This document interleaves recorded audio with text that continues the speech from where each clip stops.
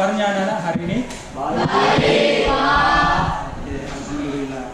Sebelum kita mulai aktivitas pada pagi hari ini, kita berdoa sesuai dengan agama dan keyakinan kita masing-masing. Oleh ketua kelas silakan menutup. Ya, sebelum kita belajar, mari kita berdoa menurut agama dan keyakinan kita masing-masing. Berdoa dimulai. Selesai. Oke, sebelum kita lanjut, Bapak akan absensi dulu. Siapa yang tidak hadir? Lukas ya. Lukas. Apa kendalanya Lukas hingga tidak datang ke sekolah? Izin. Oke, izin ya. Yang lain hadir? Terima kasih. Berarti hanya Lukas saja yang tidak hadir ya. Semoga kita dalam keadaan sehat walafiat. Oke, kita lanjut ke pembelajaran kita. Pertemuan sebelumnya kita sudah mempelajari tentang enzim. Ingat ya, enzim. Siapa di antara kalian yang masih ingat apa itu enzim? Oke, Anda silakan.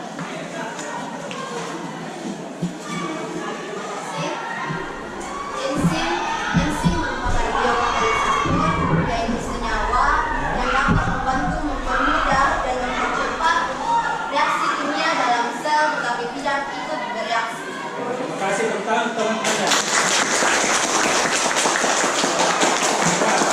Itulah tadi bahwa enzim itu merupakan suatu senyawa yang dapat mempercepat laju reaksi tetapi tidak ikut bereaksi.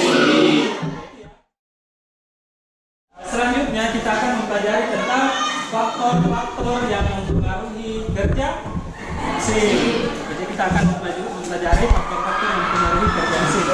Sekarang kira-kira enzim itu didapat di mana? Enzim itu khususnya pada enzim katalase dapat di hati, dapat di hati ya. Pada enzim katalase ini berguna untuk menghidrolisis atau menguraikan H2O2 menjadi 2H2O menjadi H2O dan oksigen atau O2 ya. Sebagai H2O2 sebagai produk sampingan pada saat pembentukan asam lemak dengan asam amino, betul. Produk sampingan itulah yang akan menghasilkan H2O2. Sementara H2O2 ini merupakan bisa merusak sel apabila tidak terurai. Maka datanglah hati berfungsi untuk mengurai H2O2 tersebut menjadi H2O dengan oksigen. Ini yang akan kita capai hari ini. Ya, oke. Setelah itu bagaimana kesiapan alatnya sudah ya? Bahan laptop, HP ataupun yang bisa mendukung pada proses pembelajaran kita. Siap ya? Ya. Oke. Kalau sudah silakan dibuka, ada di situ gambar hati.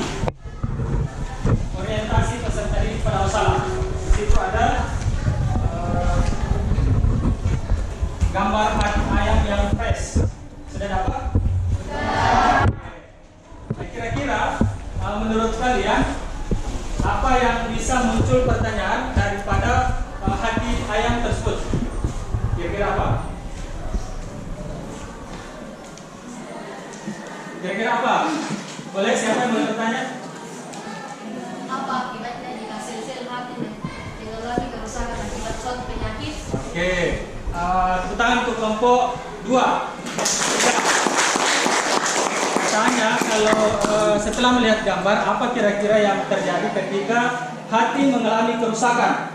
Untuk menjawab semua itu kita akan melakukan uji praktikum melalui lab virtual. Tetapi sebelumnya kita membaca dulu artikel. Ada di situ artikelnya, tolong dibaca. Bapak kasih waktu 5 menit. Ada artikel ya situ yang berwarna biru. Silakan baca.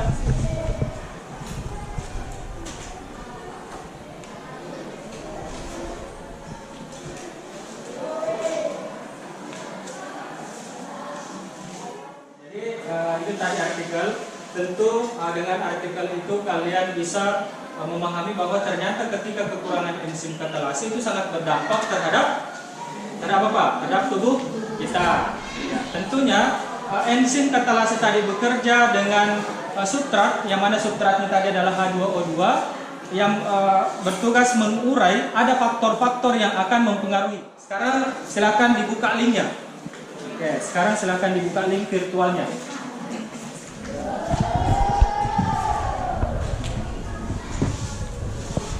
Oke, kelompok 1 sudah buka linknya? Sudah. Kelompok 2? Sudah. Sudah buka? Oke, karena kalau sudah buka linknya, coba sekarang menambahkan tabung reaksi. Coba sekarang menambahkan tabung reaksi. Berapa tabung reaksi kita butuhkan? Ada 5. Ada 5. Jadi tabung reaksi yang kita butuhkan ada 5. Jadi di situ ada tabung A, B, C, D, dan E. Bisa dipahami? Bisa. Oke, kalau sudah bisa, silakan lakukan praktikum dengan sesuai dengan apa yang sudah kalian tangkap daripada Bapak. Silakan lakukan uji praktikum berdasarkan kelompoknya. Kemudian ada data, ada tabel, bentar kalian isi ya.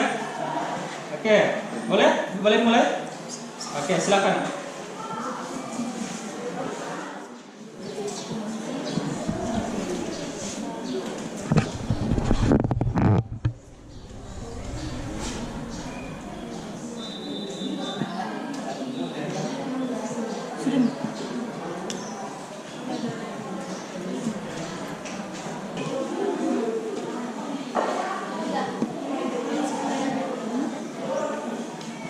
Sudah ya? Sudah semua ya? Sudah ya? Sudah. Kalau sudah, siap-siap kelompok untuk mempresentasikan hasilnya. Ya. Mempresentasikan hasilnya di kelompoknya saja. Tidak usah isi depan ya. Silakan kelompok 4. Yang lain siapkan pertanyaannya. Siap menanggapi. Selamat siang, kami dari kelompok 4 ingin membacakan hasil pembahasan kami. Tabung A, hati tambah pH 7 tambah suhu 25 derajat Celcius tambah H2O2 gelembung, mempunyai banyak gelembung, nyala api, menghasilkan oksigen. Tabung B, hati tambah pH 7 tambah suhu minus 20 derajat Celcius tambah H2O2 banyak gelembung, nyala api, padam, keterangan menghasilkan oksigen. Tabung C, hati tambah pH 7 tambah suhu 90 derajat Celcius tambah H2O2 gelembung, tidak ada sama sekali, nyala api, padam, keterangan tidak menghasilkan oksigen.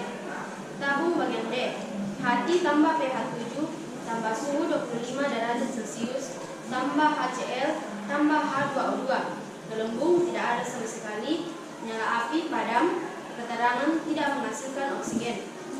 Tabung bagian E, hati tambah pH 7 tambah suhu 25 derajat Celcius tambah NaOH tambah H2O2 gelembung, tidak ada sama sekali, nyala api, padam, keterangan tidak menghasilkan oksigen. Ya, itulah hasil pengamatan kami. Ada persilakan kepada kelompok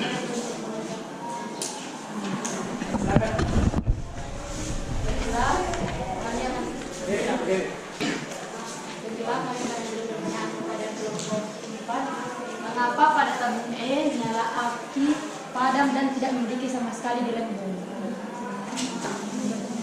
sedangkan suhunya normal?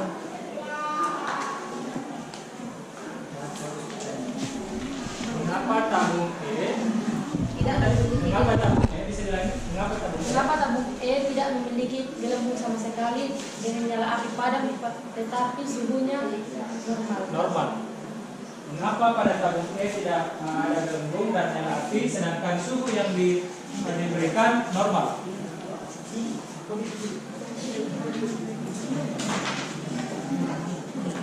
Silakan.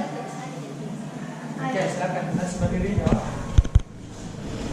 Terima kasih atas kesempatannya. Saya akan menjawab pertanyaan dari kelompok 5. Enzim mengalami kerusakan dikarenakan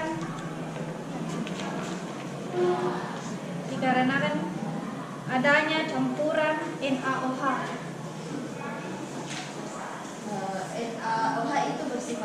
Masa Masa itu dapat merusak enzim atau tidak? dapat merusak enzim ketika kelebihan.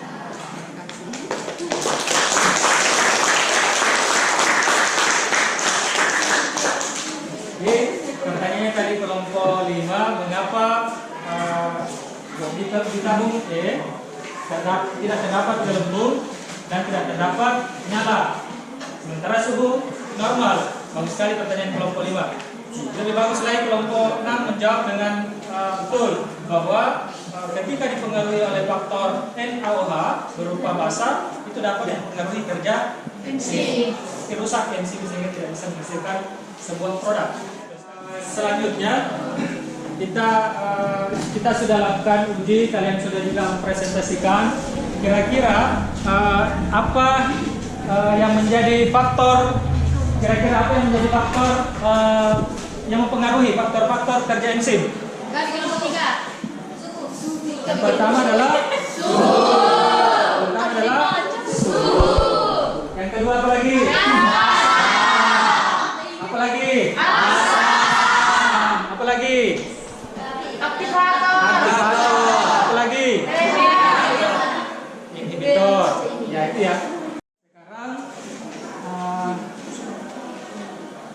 sudah kerjakan soal evaluasi. Ada soal evaluasi dan kesimpulan. Oke, silakan. Silakan dikerjakan tadi soalnya. Soal evaluasi ada nomor 1, nomor 2, nomor 3, nomor 4 kesimpulan. Silakan soal evaluasi.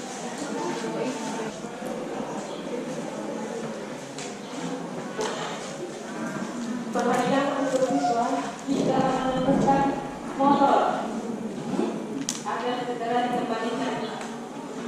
Jika ada siswa yang mendapatkan kunci motor agar segera dikembalikan.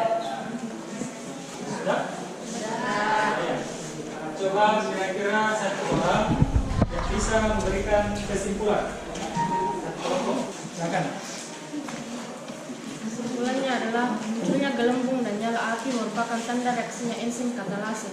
Semakin banyak gelembung dan nyala api, maka kandungan enzim katalase semakin tinggi. Berdasarkan hasil percobaan tersebut dapat disimpulkan bahwa kandungan enzim katalase pada organ hati lebih banyak daripada jantung. Terima kasih. Terima kasih. Tepuk tangan untuk kita semua.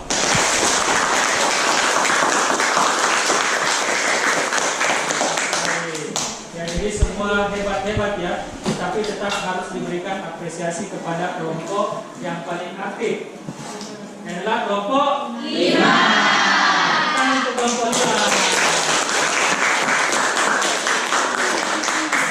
Meskipun kita semua sudah aktif ya, tetapi kelompok 5 merupakan kelompok yang paling banyak memberikan pertanyaan ataupun tanggapan. Jadi luar biasa, kita semua sudah hebat, sudah bisa menerapkan ataupun memahami apa yang menjadi tujuan pembelajaran kita hari ini. Ya. Sekarang selanjutnya kita merefleksi. Manfaat dan pembelajaran ini bagi kami kelompok 5 adalah kami jadi tahu bahwa enzim sangat penting bagi tubuh kami karena enzim berperan dalam proses metabolisme dalam tubuh. Sebelum kita tutup pembelajaran pada hari ini, minggu depan dikumpul laporannya ya, kita latihan membuat laporan sesuai dengan apa ya yang diharapkan. Oke. Kemudian sebagai penutup pembelajaran minggu depan adalah proses katabolisme karbohidrat, yaitu proses katabolisme karbohidrat berarti proses pemecahan makanan menjadi glukosa. Sudah bisa dipahami ya? Oke, kalau sudah sebelum kita tutup kita membaca Alhamdulillahirobbilalamin atas apa yang kita pelajari. Sebelum kita tutup, silakan ketua kelas untuk berdoa. Ya, setelah kita belajar, mari kita berdoa menurut agama dan keyakinan kita masing-masing. Berdoa dimulai. Selesai.